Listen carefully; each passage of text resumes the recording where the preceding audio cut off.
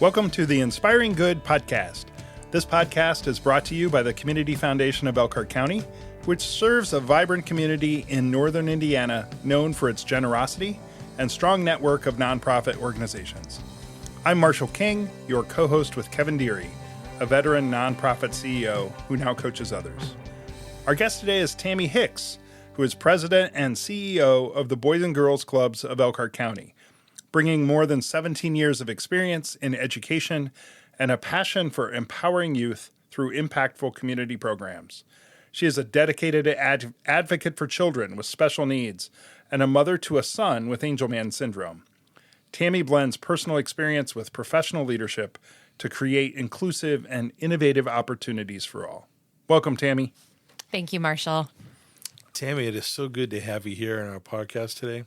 Thank you. Obviously, we've known each other a long time, so we want to make sure we tell our audience that I've known you for probably 8th grade, 7th, 8th grade. Yes. So it's a privilege to have you not only as a colleague in the nonprofit world, but also as a friend. Yes. So this is a fun one. I've been looking forward to this. Yes, I'm excited to be here. So. And out of the gate, just in case there are listeners who don't know, Tami now has the job that you used to have, Kevin. And doing it much better. Oh, So no, I'm so grateful to have.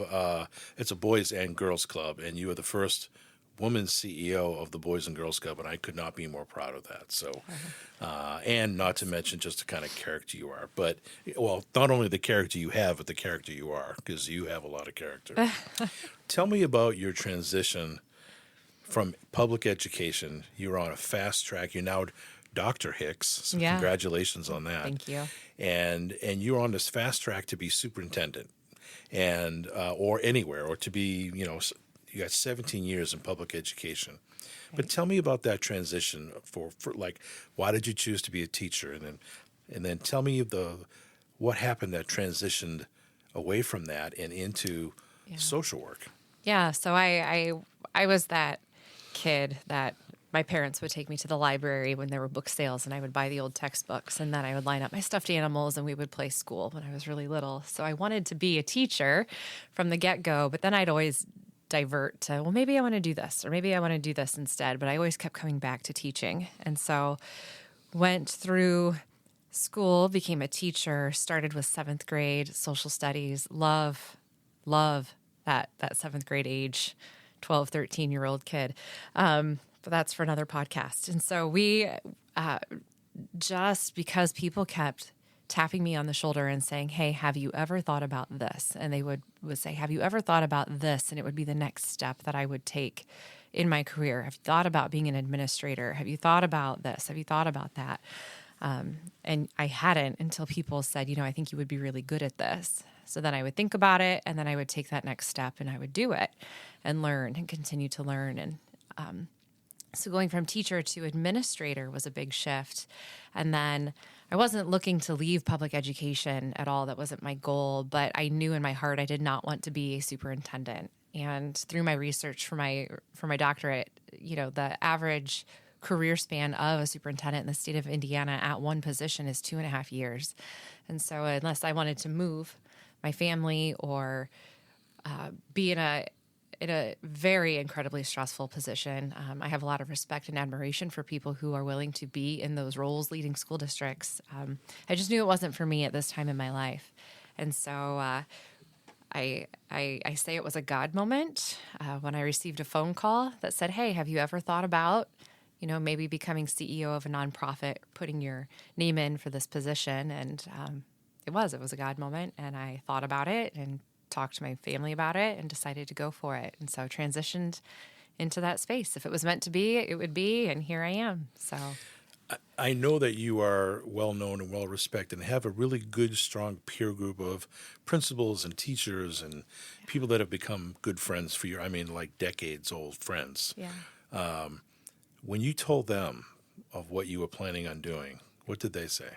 A lot of them being colleagues were like, oh, but that makes a lot of sense, Tami. Like, I could see you in that position. That makes a lot of sense. And so there was that bittersweet of we wouldn't be working together anymore so closely, but I would still be working for the same mission, still working with the kids, just in a very different capacity. And so I think my friend group, my peers were like, yeah, this makes sense. Like it's very clear that you should follow this and go into that field. And then we've all kept in touch and still work together because we still, they're not their kids and they're not my kids, they're our kids. Yeah. When you went home and told your husband, what did he say? What? He said, what? But my husband's a saint, an absolute saint. And so he just sat there and listened to me explain it. And he's like, whatever you want to do, if that's what you think you're called to do, then let's do it. So he was a part of the conversation that I had with the former CEO of the Boys and Girls Clubs of Elkhart County, asking what would I really be getting into? What is this really all about? So you just celebrated your 2nd year anniversary. Yeah, I as did. president and CEO. I did. So what have you learned? Oh my gosh. Well, how long is this podcast? We could talk for a long time. I think one of the biggest things that I have learned through this process is how incredibly supportive our community truly is of our youth. When I was working within the schools, I was in my own world. I was so focused on the X, Y, and Z of day-to-day business in educating kids. I wasn't exposed to the nonprofit side of our community. And so, it's $1.2 million to run a club at least, and to know that this is a nonprofit and our community is supporting that to do these incredible things with our kids has been really humbling and eye-opening. So you set me up very well with incredible board members that have been nothing but support and have guided me in making decisions. And I think that is a best practice, is having strong boards. And if those things would not have been in place, I don't know that that we as an organization would be where we are today. I want to ask about that because as someone who is not, as the only person in the room who has not held the job that you have, there are 6 boards for this organization. Yeah. That is a lot of bosses. And I know that you're going to speak carefully here, but that's a particularly unique challenge for this organization. How do you navigate that? Yeah. So, to get too technical, but went back to the bylaws to say, what do the bylaws say about how to navigate that? And so again, another best practice would be having that defined within your bylaws and your governing body, being able to know what the roles and responsibilities are. So our 4 advisory boards are advisory boards, and we have roles and responsibilities, and they report, if you will, to the Board of Trustees, who's the governing body of the Boys and Girls Clubs of Elkhart County. And it is a lot, but I feel like we have 136 now, I think. I have 136 champions out there in the community advocating for us. Anything I need, I can call and say, hey, we need this. And within an instant. That's great. Yeah. And Kevin will give you an A for that answer. So it's 5 boards, not 6, right? 6. It is 6. Yeah, there's a foundation board. Okay. Too. All right. So it is a very complex governance structure. It is. And one that draws a lot of attention from those who think, how do you do that? Which is many times I'm sure you ask yourself, how do we do that? Yeah. But then you can't recreate 136 community owners like that feel this connection to the children through you and through the mission. But it's funny, the name is Boys and Girls Clubs of Elkhart County, but your tentacles go far and wide, and they are expanding even further. And maybe you could talk about kids care and talk about the tentacles and how far out they're going. Sure. So our mission is to inspire and empower all youth to reach their full potential. And so when we take a look at that and we look at the youth out there that don't have these incredible opportunities that we provide through club, we have expanded into Noble County and Steuben County with MSD School District and working with teens there, those intermediate 5th through 8th grade teens. And we're running that through our Kids Care division and just giving them a taste of the programming that we're able to do, the relationship building that we're able to have with kids, so they know every day after school, this person will be there for me, and I can tell them about my day, and building those relationships. But those communities have been very supportive too, in that they want their kids and their youth to have these after-school youth development experiences. And so we're going to meet the needs where the needs are, and slowly, and carefully, but it's really exciting to get into these other communities as well as growing within Elkhart County. So now we have a great teen group working at Concord schools. We have a kids care at Fairfield now. And so we are in every single school district in Elkhart County and providing opportunities for all kids in our county with room to grow. And how many children do you serve? We have 4,000 members. 4,000 members. 4,000 members now, and we serve about 7 to 8,000 come through our doors at some point during the year. If I was a parent and I just relocated here and I wanted to bring my children, which I believe the ages are 6 to 18. Yeah. Yeah. What is activities and programs are at the Boys and Girls Club that my kids could do? Oh my goodness. So there are so many. We have music programs for kids. So we're putting instruments in their hands at a very young age. We have second graders that are really good percussion players, and we have through Ecosystema, we have Echo Sings, we have choir. So our music programs are great, especially at our Goshen Club. We have teen programming for our teens. We have leadership character development through Keystone.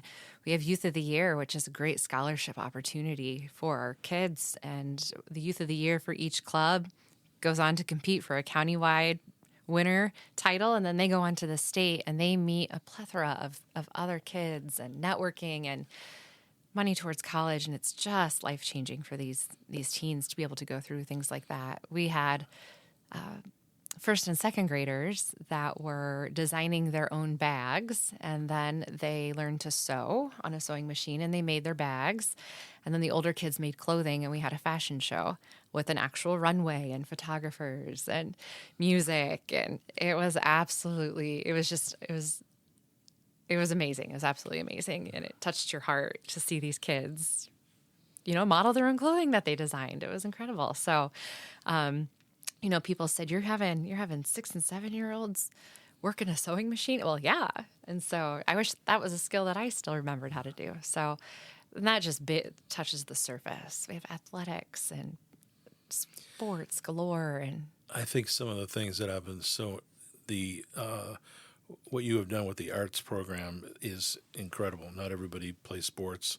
Yeah. The introduction of how to properly use EA Sports and all the video games and all the things that really in somewhat can steal a childhood from just because their time is so involved in that. Right. And how you guys have evolved that into education, but also competition and fun and using it to attract kids into the programs.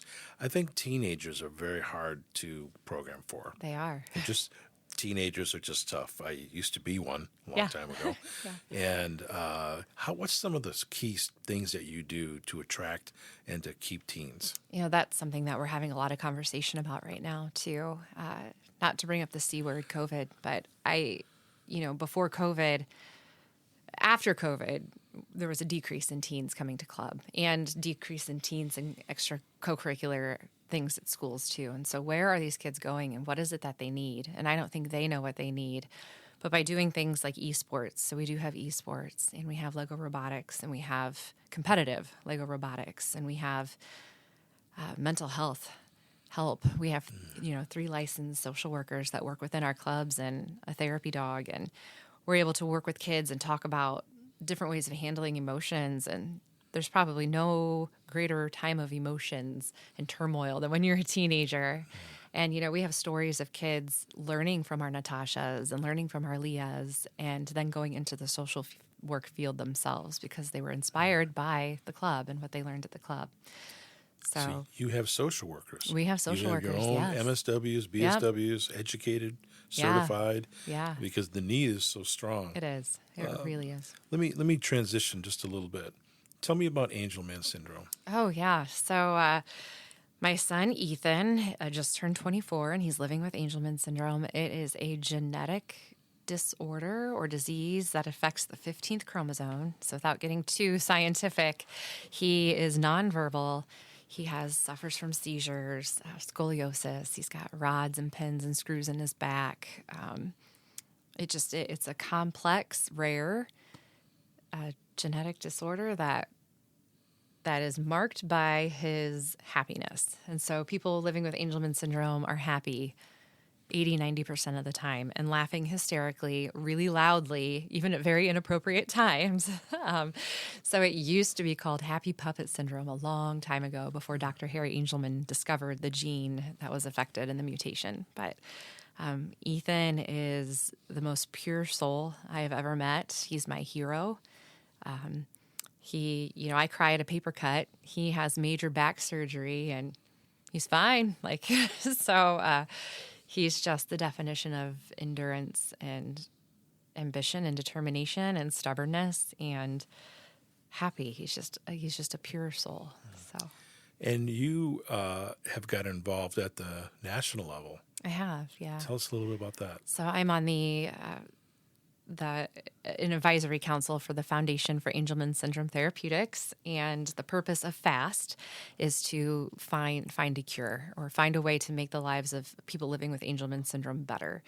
And so a lot of money and a lot of resources go into funding research to find a cure for Angelman syndrome, as well as educating the public on what is Angelman syndrome and what we're doing. And we raise millions of dollars every year that we then turn over to researchers, pharmaceutical companies, colleges and universities, private labs, and we make sure that they are researching, and then every year they come back and report to us. And there are several clinical trials, some that are going into phase 3. So that is very, very exciting, because if we can find a way to make life better for our people with Angelman syndrome, it will impact other rare disorders and diseases as well.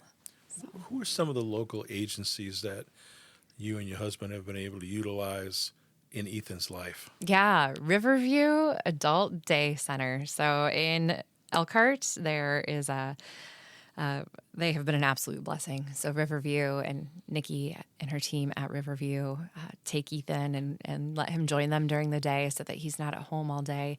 There really aren't a lot of resources for adults with special needs in Elkhart County, and that is something that I personally feel needs to change. But I have been blessed with Riverview and what they have done for us and Ethan. And where do they work out of? Trinity Lutheran. Yeah. Trinity Methodist. Trinity Methodist Church, the big, beautiful church on Jackson, right across from the river. Mm-hmm. And Owl's Club is there as well. Mm-hmm. So Riverview has been great. And then a Rosie Place in South Bend.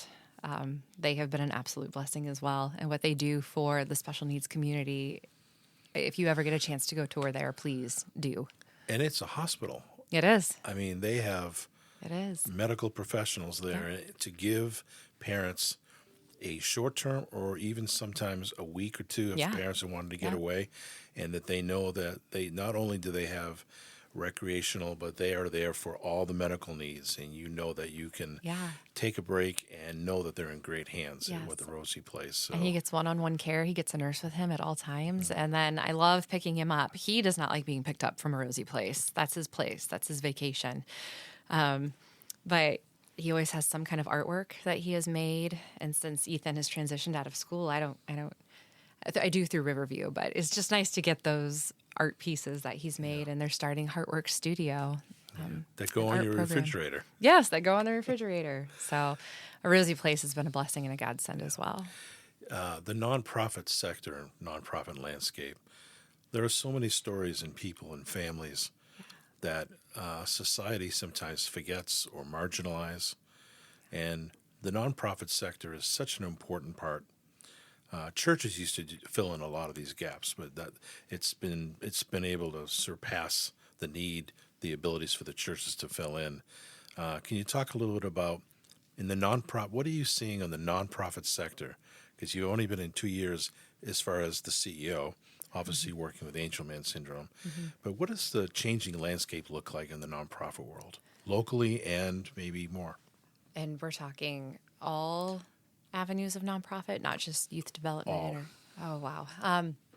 So I see a lot of people retiring, and so with a generation retiring brings in a new generation of people to take the reins and to move forward with these nonprofits. And so a lot of us are new to our roles, and we in Elkhart County especially have bonded really closely. I don't know if this is something new but it's something I see, is that we all relate to one another. We call and we talk to each other. We support one another. We know that we are sharing donors. We know that we are sharing resources. We know that if Boys and Girls Clubs of Elkhart County is not doing well, then CAPS is going to see that. And so we know that we depend on each other to wrap our arms around our community and move it forward. Tami, along those lines, I mean, Kevin asked about the nonprofit realm and what's changing. I'm curious from you, but also even from Kevin. You hear, well, kids these days. When I was a kid, people tend to do the sentimental thing, whether it's true or not, and talk about the changes of, well, kids just aren't the same. Or I don't always believe them, but I also know that that kids these days, if you want to use that phrase, are facing challenges that many of us didn't face when we were kids. Talk about, can you tell us about that? Like, how are kids the same or different, and what's different about what they're facing? I would love to. And it's interesting because my mom is substitute teaching out there, and so she is experiencing kids these days too. So we've got a couple different generational perspectives on that. Kids are kids. I firmly believe, I could even go into science and research on, kids are the same. Kids are kids. And it is the external impacts and the external factors that are impacting them on a day-to-day basis that have changed.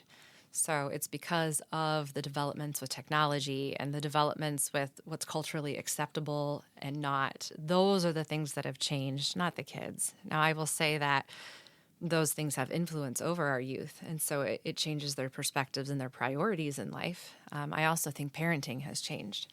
And so when you take a look at all those external factors and then you look at the child, they need love, structure, and discipline. And discipline, the root of that means to learn.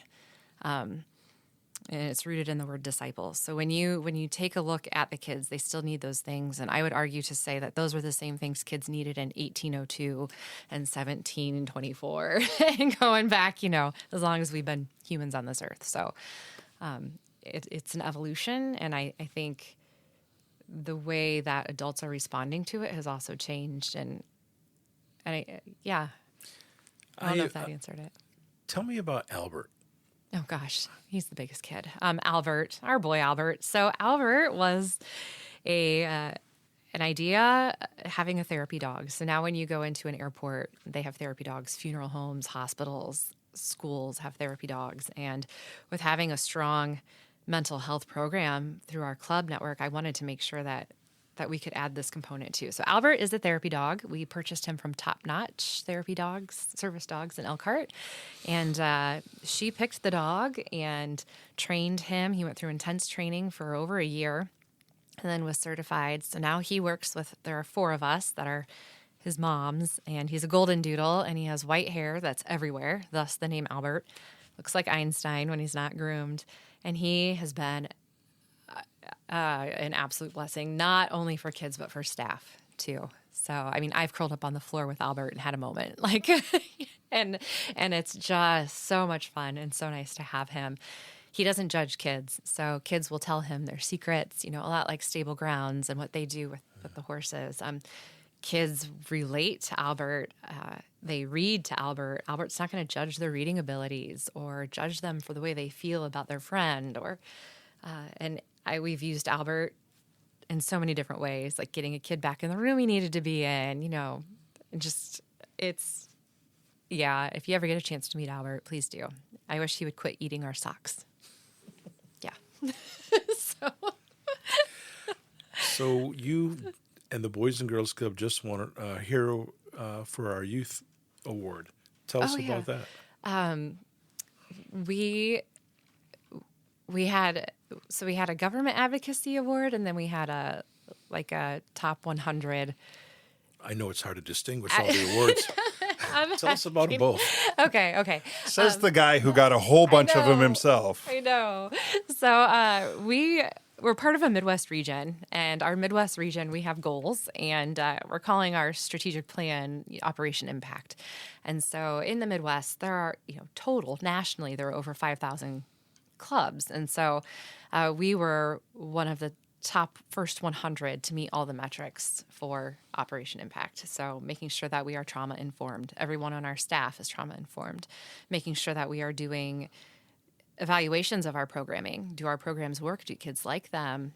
We know when, as you would say, kids vote with their feet. So when they're in those doors, we know that it's working.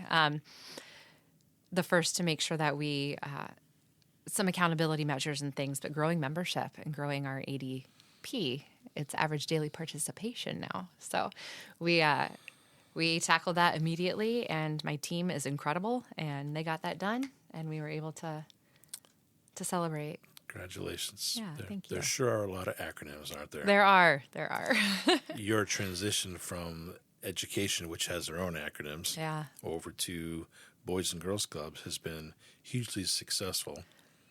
Probably there are two areas that I'm sure that when you came into, you knew kids, you love kids, that was easy. You're disciplined, you're structured, you're smart, you can research, you can communicate, you can brand once you learned the mission, really. But they were learning how to work with 137 board members in different communities, too urban, too rural, is quite a challenge. But then also there's the fundraising aspect. Yeah. Most of your money comes from the community and grants, places like the United Way, the Community Foundation, other foundations. But talk about that transition into the fundraising and the board governance, leading that many board members, and also how it ties to funding. Yeah, so that has been my biggest area of growth, would be the resource development piece of it, and asking for money. And it's been interesting watching those that do it very well and learning from them. I've talked to Pete about, hey, how do you do this? Give me your, what do you do? How do you plan? And Pete would be Pete McCown, who's the Community Foundation CEO. Yes, and Kevin, you've taught me things, and I'm learning the importance of storytelling and sharing what we're doing connects to people's hearts. And then oftentimes, maybe I shouldn't even say this out loud, but oftentimes you don't even have to do an ask. Like, they see it and they want to support it. I love it when people say, what can I do to help? And that opens the door. But yeah, sharing the passion and wanting people to invest in us is something that is key. It's my number one role, is, the fundraising aspect of it. And there are so many different things that we have to cover to keep the lights on. And so making sure that I'm out there and meeting people, and people are introducing me to other people, and then doing the ask and sharing our story has been. So it is definitely a fast-paced job. It is. But the balance between home and work, tell me how that has changed and how you prioritize that from 17 years as an educator and administrator, which has pretty much many times summers off or a set schedule around the children's schedules. But then all of a sudden there is no off time in this new job. So as a principal, you do get about 3 weeks off, and that's really the time when you do your trainings and you catch up on everything, right? But this position, I'm on the go all the time. I'm not in one building working with one set of kids. I'm working with, adults and kids and parents. And so what I have found is that it is wonderful and refreshing to be able to be out running around in the community all day long. And so that gets me going, and it gets me excited. And I love it. I absolutely love it. So it's very different in that I get a lot of windshield time, but I get a lot done thanks to Siri. I talk to her a lot and make my phone calls and do things that way. But I'm always on the go to somewhere. And I think, I have to be able to sit down and catch up. Right. And so that's time management has been something that I'm working on, and my family is very supportive. And I try to take Sacred Sunday or Sacred Saturday and shut it all off, just for my mental well-being and health, and, set clear boundaries up front. So my last question for you, because Marshall always closes out with one of my favorite questions that he'll ask, but I want to ask you, moving into the future, what's your vision for the Boys and Girls Club and for yourself? Yeah. So moving into the future, depending on if we're looking at 3, 5, 10 years down the road, I envision us as being a key player in workforce development for our teens and youth, with the change in the diploma requirement and the things that are put on schools, families.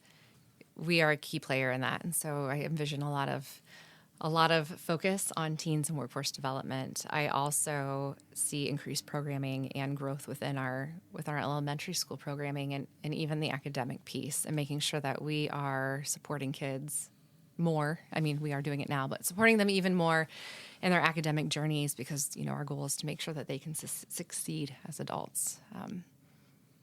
That's a really, really brief, quick explanation of that. I have one other question that's time-stamped here. Yeah. IU or Notre Dame? IU. Go Hoosiers. All the way. So, Tami, when you took this role, people talked about filling Kevin's shoes. Yeah. And I'm sitting in a room with the two of you, and Kevin's wearing like brown brogue, like kind of like dress shoes, and you're wearing high heels. And I just want to point out that you, the confidence in this community and your leadership and what they've seen over the last 2 years, and the delight that you bring to this work, and the graciousness that you are doing this work with is noticed. And that was in some ways following Kevin's footsteps, but it's also walking your own path. Yeah. And it's been fun to see that happen. Thank you. So. Thank you. We do always close with the question of what gives you hope. It's interesting because Hope is really my middle name. So my name is Tamara Hope. What gives me hope would be our kids give me hope. And every single day they surprise me. And I'm like, man, we are going to be in good hands. When I'm old, this generation is going to take care of us well. And that gives me hope. This show is a production of the Community Foundation of Elkhart County. It is powered by equipment from Sweetwater and recorded at the Community Foundation's offices in Elkhart's River District. Editing is done by the award-winning communication students at Goshen College, home of one of the best college radio stations in the nation. Listen to Globe Radio at 91.1 FM. Music is provided by Sensational Sounds. Learn more about the Community Foundation of Elkhart County at inspiringgood.org. You can follow us on Facebook, Instagram, and LinkedIn. Thanks for listening. We hope you're inspired and inspire good in your community.